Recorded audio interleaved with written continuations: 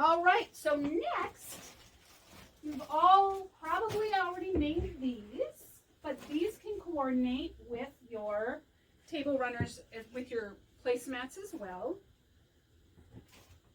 And it's a bowl cozy. I have not made these yet.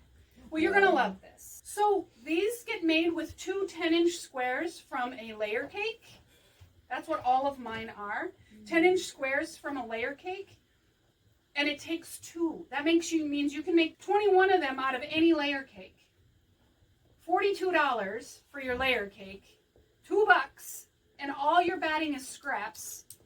They're literally being made for under $3 a bowl.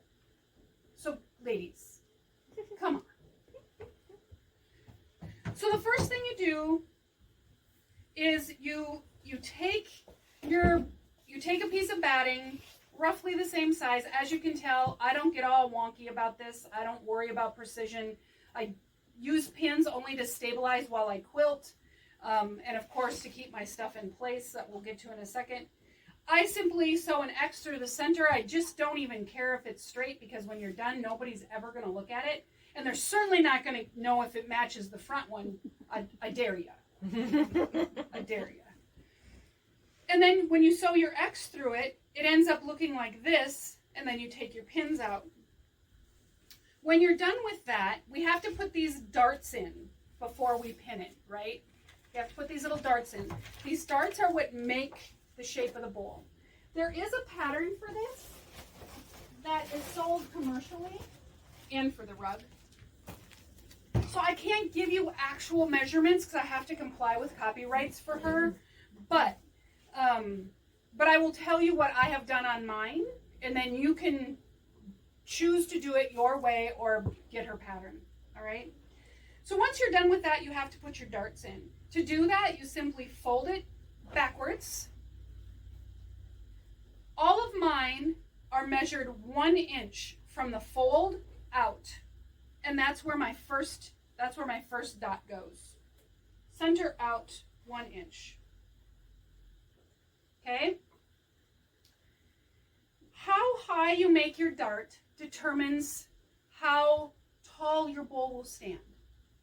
If you have cereal bowls that are like mine and they're up and not out, then you want a higher dart. All of mine are done at 2.5. Okay? If you have flatter bowls, soup bowls, pasta bowls, you're going to want to bring this dart down lower. So you may only do 1.5 or 2. Okay, so I guess the reason I say this is the pattern takes into account what she had, not what you have. So I do 2.5, and they stand up like this. But if I do a 2, because it's a pasta bowl, it will open up and it'll still cover, but it'll be flatter because the dart isn't as big. Okay?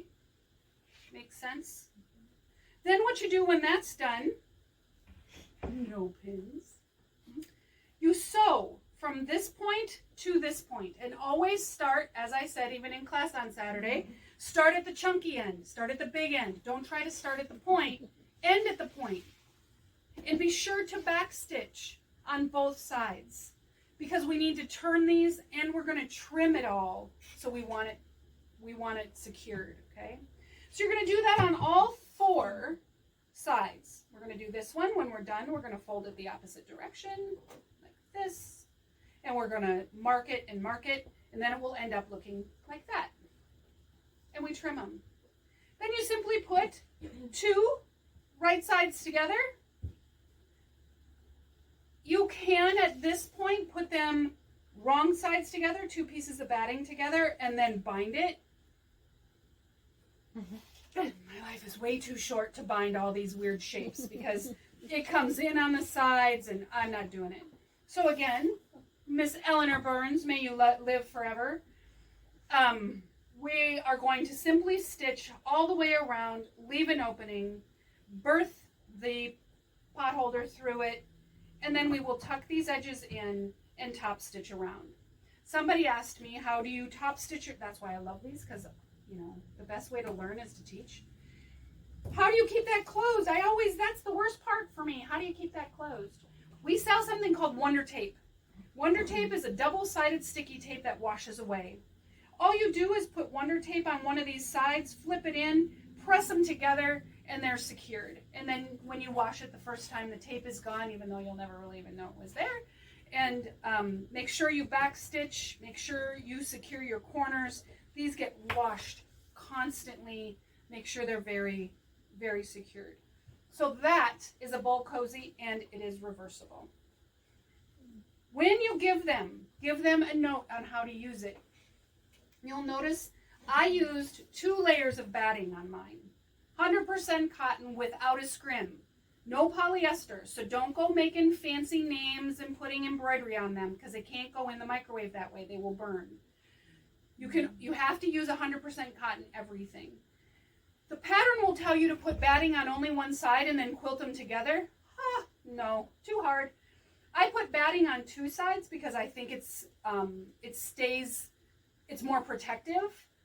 And then I sew them together. So mine are always twice as puffy as most you will find.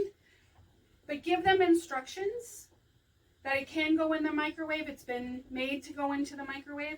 It can also be used for ice cream. It's not just for hot, it's also for cold. I never thought of that. That's how my daughter uses it. She loves it for ice cream. All right. So those are bowl cozies, and they could match your tea towel. You could give a set if you wanted to. All right. Don't go overboard. Most houses need 1 per person. You'll be shocked. You don't need a ton, but you'll need to make new ones every year because they will use them that much, and they will ask for them. All right.